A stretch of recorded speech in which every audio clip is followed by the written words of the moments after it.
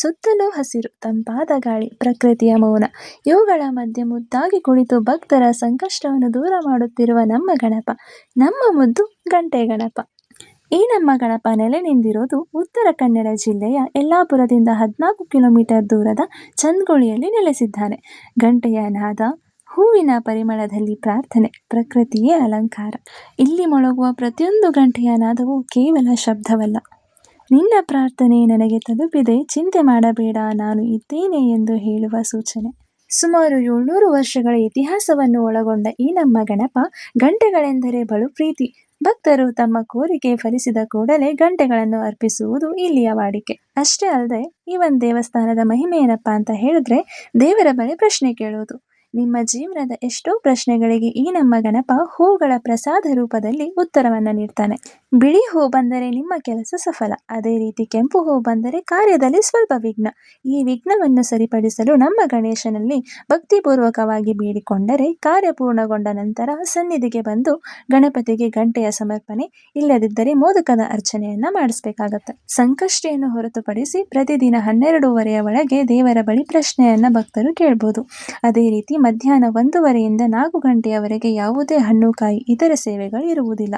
ಮಧ್ಯಾಹ್ನ ಅನ್ನಪ್ರಸಾದ ಮತ್ತು ಸಾಯಂಕಾಲ ಗಣಪತಿಯ ಮಹಾಪೂಜೆ ನೆರವೇರುತ್ತೆ. ಅಷ್ಟೇ ಅಲ್ಲದೆ ಈ ನಮ್ಮ ಗಣಪ ಪುರಾಣ ಪ್ರಸಿದ್ಧಿ ಹೊಂದಲು ಕಾರಣ ಇದೆ. ಏನಂತ ಹೇಳ್ತೀನಿ ಕೇಳಿ. ಕ್ರಿಸ್ತಶಕ 1335 ಕಾಲದಲ್ಲಿ ವಿಜಯನಗರದ ಸಾಮಂತ ದೊರೆ ಅರಸಪ್ಪ ನಾಯಕನ ಮಗನಿಗೆ ಸರಿಯಾಗಿ ಮಾತು ಬರದ ಕಾರಣ ಹಲವಾರು ವೈದ್ಯರು, ಪಂಡಿತರ ಬಳಿ ಚಿಕಿತ್ಸೆಯನ್ನು ನೀಡ್ತಾರೆ. ಹೋಮ ಹವನಾದಿಗಳನ್ನು ಮಾಡಿಸ್ತಾರೆ. ಯಾವುದೂ ಕೂಡ ಕೈ ಹಿಡಿಯೋದಿಲ್ಲ. ಕೊನೆಗೆ ರಾಜಗುರುಗಳು ಅರಸರ ಬಳಿ ಬಂದು ಒಂದು ಸಲಹೆ ನೀಡ್ತಾರೆ. ಚಂದ್ಗುಳಿಯ ಗಂಟೆ ಗಣಪನ ಬಳಿ ಹರಕೆ ಕೊಟ್ಟಿಕೊಳ್ಳುವುದಾಗಿ ಹೇಳ್ತಾರೆ. ದೊರೆ ಅರಸಪ್ಪ ನಾಯಕ ಮಗನೊಂದಿಗೆ ದೇವಸ್ಥಾನಕ್ಕೆ ಭೇಟಿ ನೀಡಿ ಹರಕೆ ಕೊಟ್ಕೊಂಡು ಬರ್ತಾರೆ. ಇದಾದ ಕೆಲವೇ ದಿನಗಳಲ್ಲಿ ಮಗನು ಸರಾಗವಾಗಿ ಮಾತಾಡ್ತಾನೆ.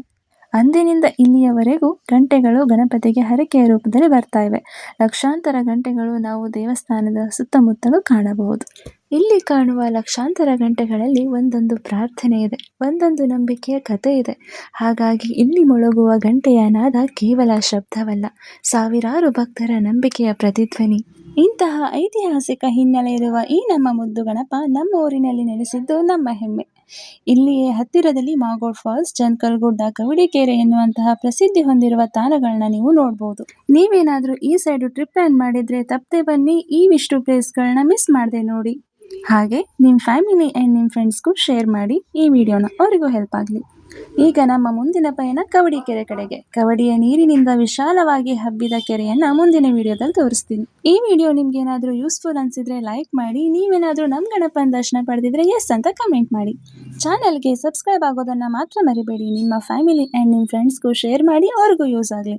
So thank you for watching. ಹೋಗಿ ಬರೋದ, ನಮಸ್ಕಾರ.